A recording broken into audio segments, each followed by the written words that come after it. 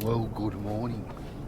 We went to Mezzo's for dinner last night. Great feed, Liz. Oh, my pork belly was just divine. Yeah, and it was just beautiful. I had the marinara, the pasta marinara, and I've had one a long time ago, and it caused all sorts of problems. So I was a little bit skeptical, but it just looked so nice, and I'm like, haven't had pasta for a while. So yeah, mine was absolutely great. A couple of mussels and some white fish, some prawns, calamari in it. It was just yummo.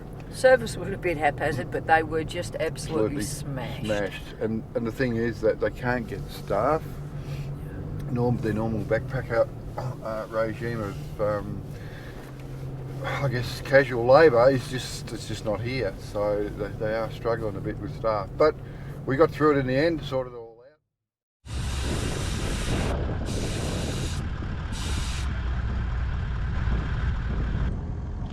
So John, what are we doing now?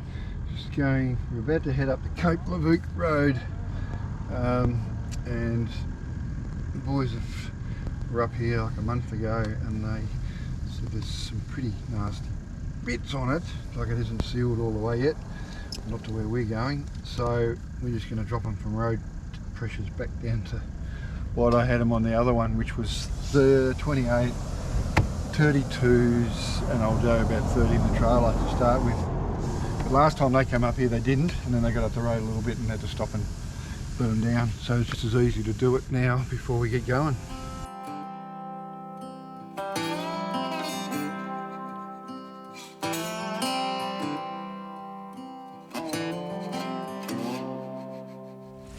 Going back to my old hometown, picking up the years I leave behind. Getting in my car, I drive as memories fly by. Driving by the fields I used to run through, where you were chasing me. We were hiding out under the bleachers when no one could see. Oh, sweet memories of the town I loved, but oh, changed when you left. I keep on asking myself in my mind, were you the one that got away? Moved a few times but ended up in Nashville. Tried to settle my restless soul. Got a job that felt like forever when I met you. You made me happy, we danced through the night. Life was music and I was your wife. Time flies and the years went by, still I tried. Oh, sweet memories of a town I loved, but oh, changed when you left. I keep on asking myself in my mind, were you the one that got away? Went for the dream, but I got lost. This house I leave is nothing like us. Chased happiness, ended up on a one-way street. We're leading nowhere, that's why I leave. Past the creek where we used to swim, jump the fence before the summer begins, and getting cool in the summer heat with you, my sweet. Sitting in the back of your car, wishing for this road to take us far. Now I've been way too long, I'm going home. Oh, sweet memories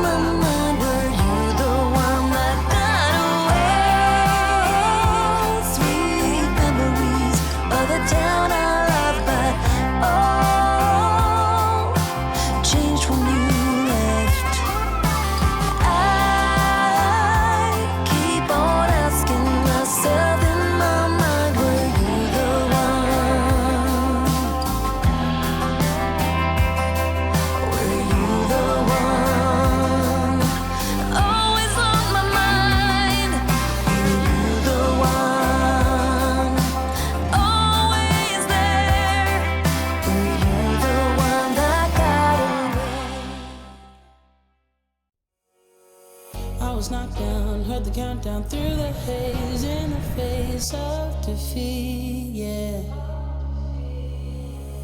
I was ruled out with no bailout on my own, all alone, left to bleed out. But I rose up. Morning all. Holy. We are, this is James Price Point, and we're all sort of set up here. We just thought we'd quickly show you the setup and where we're actually at. This is what we're actually looking at. So we parked up on the hill, the van overlooking the Indian Ocean. So it's not a bad spot to spend a couple of special days just recovering from our trip. So this is the view from our back door. I think you'd agree that it's pretty bloody special.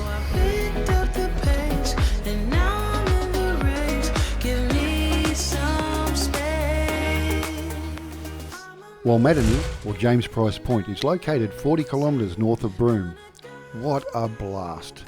We had seen photos and video of this place for years, and I've got to tell you, it is definitely a place you actually have to visit. Whilst the photos show you the vista, you actually feel something as well. I don't know how to put it into words, but the place talks to you. Oh my God, we could spend weeks here. So I've been told that I should fold and give in. I can't win in this game, no. But you can hear me laughing. I'm the new thing in this field. You should kneel instead of me now. Yeah, I rose up from the dead. Your words inside my head. All the odds were against me. But now I'll lead ahead with grace. I'm winning this race. Give me some space. I'm a movement and I ain't losing. Gonna go, go, go, go. Like a bullet, don't take no bullshit. You should know, no, no, no. I'm about to explode.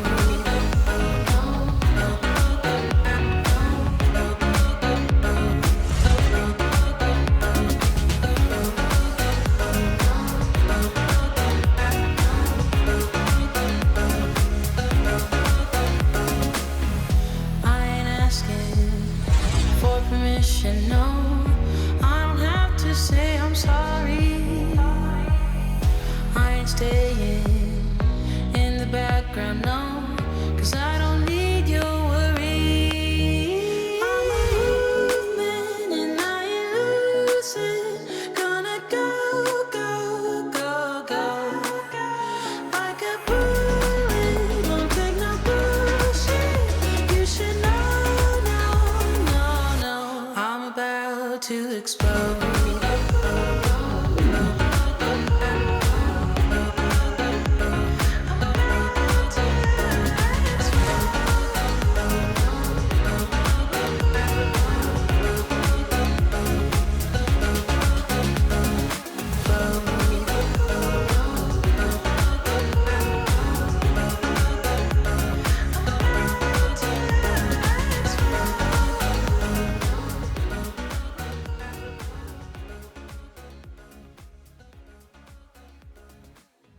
And there you have it.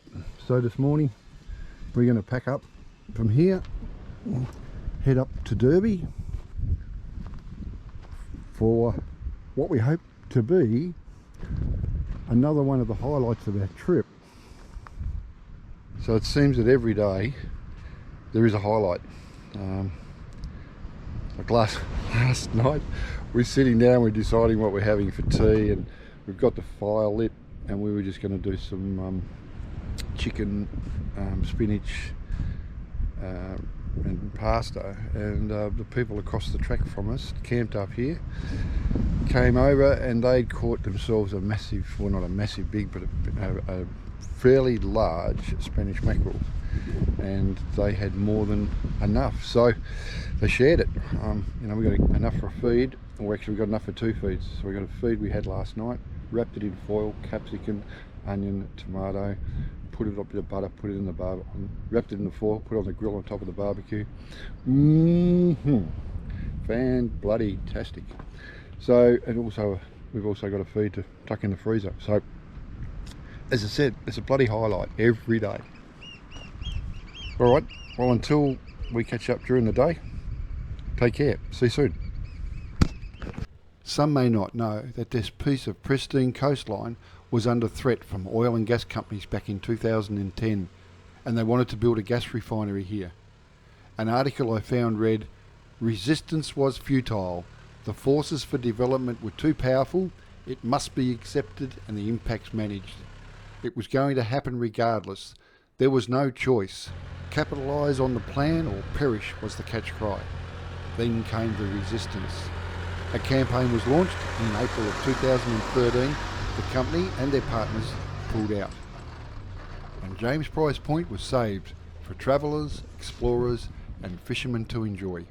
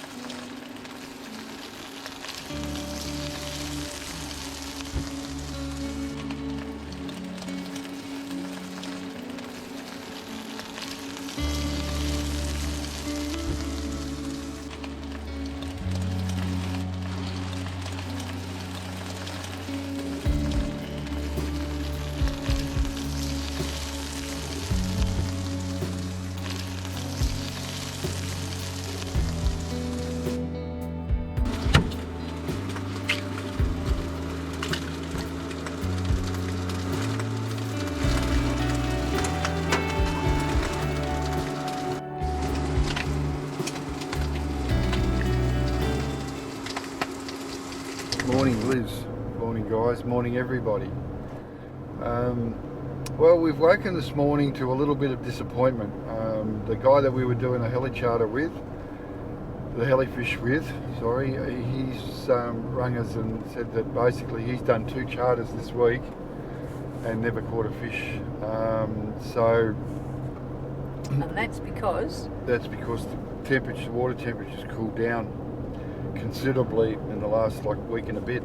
And the barramundi become dormant. And they become dormant. Not hungry. Highly unlikely to catch a fish. So he's basically canned it, but as a bit of a compromise, he's taken us up in the helicopter to do a little bit of a sightsee around Derby. Over the mud flats? Over the mud flats and the Boabs and do a bit of croc spotting. So we're just going to pop the footage on now.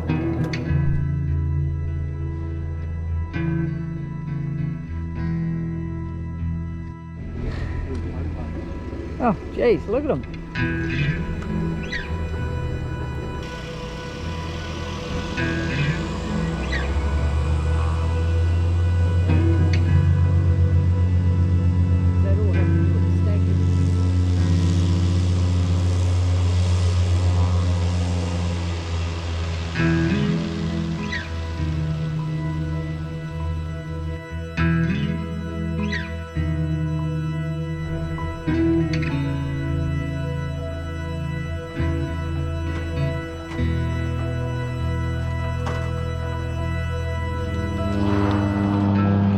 These float planes are used to access the horizontal falls, with the flight taking in the Buccaneer Archipelago and Talbot Bay, and the flights can be accessed from both Derby and Broome.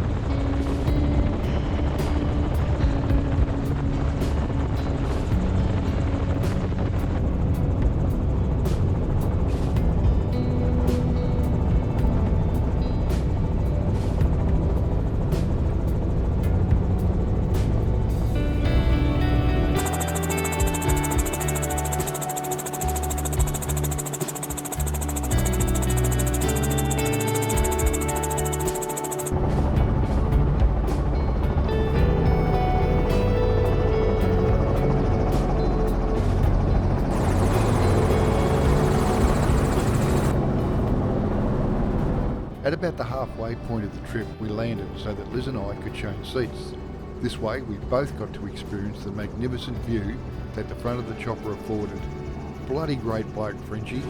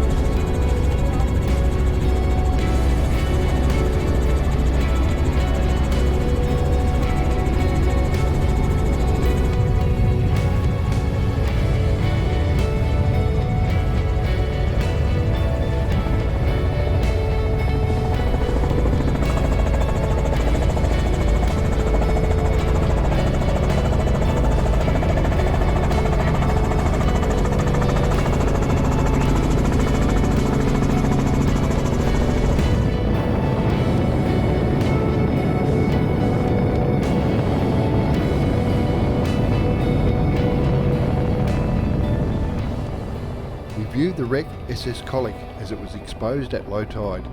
This is the only way you can see it, as it's not accessible by land. On the 17th of September 1910, SS Colic was on a voyage from Derby to Fremantle with a cargo of 300 sheep, 2,000 cattle and a crew of 30 when she ran aground here and was lost. Luckily, all were rescued.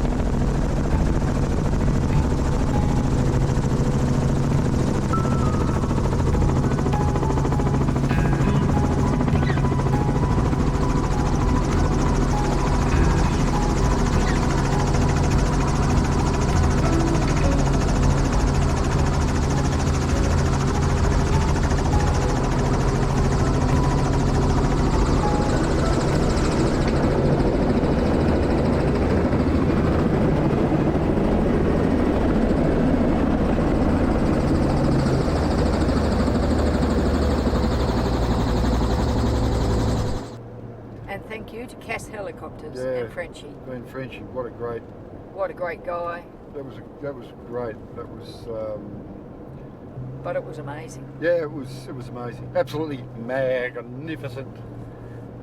Yeah, just to see it from the air. You did a couple of different heights. We found a couple of crocs. Did you see the sea eagle on that wreck? No.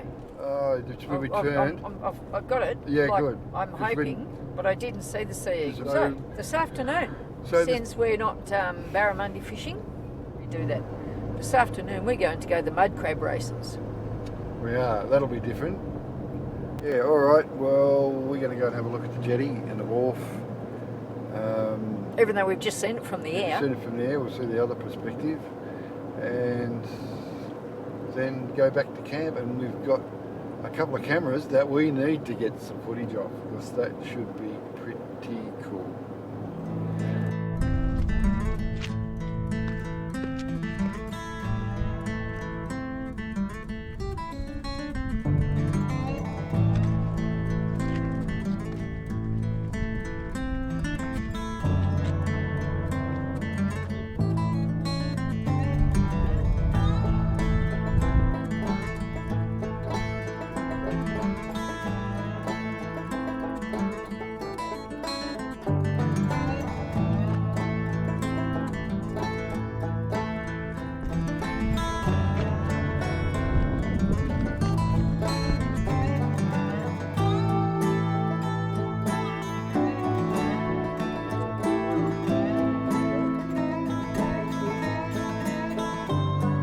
We watched the small fish move in with the incoming tide, feeding whatever stuck its head up out of the mud.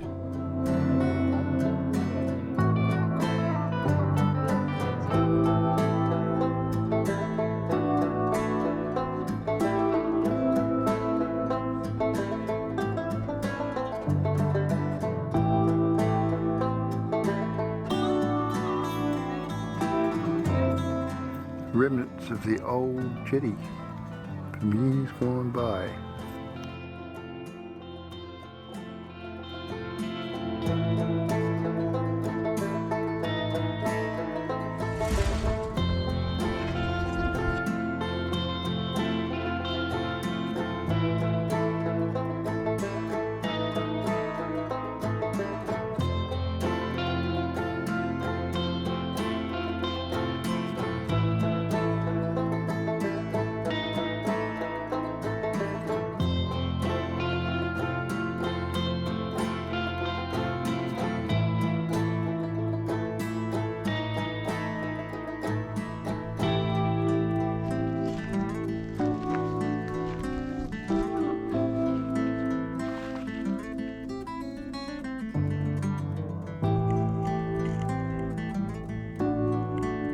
It was pretty cool, as it was only a short walk to the fishing club from the caravan park, where the crab race event was to be held. So what do you need for a mud crab race? An arena, a crowd, some mud crabs, oops, and a crab cooker for the losers. You also need an MC, and of course a couple of bevies always helps.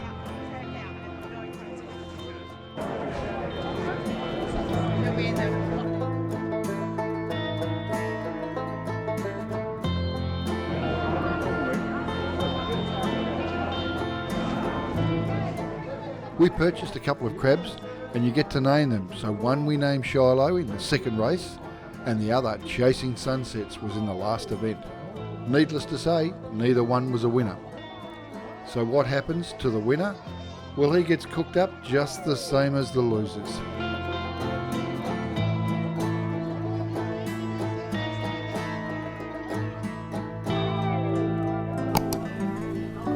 Liz got a backstage pass to see what happens behind the scenes. So if you're a bit skirmish, look away now. I suppose you get used to it. Yeah. When you've done Practice. 6,000. So these have got to be cooked. Yeah. Right.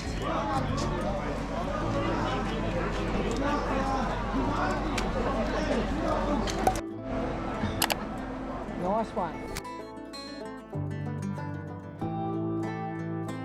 But it did afford us the perfect place to watch another sunset. Cheers. In the next episode, join us as we venture to new destinations. Our planned one-night stop at the beach turns into a couple.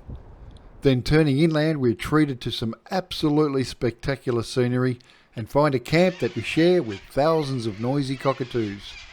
As always, stay safe and don't let the dust settle. Cheers.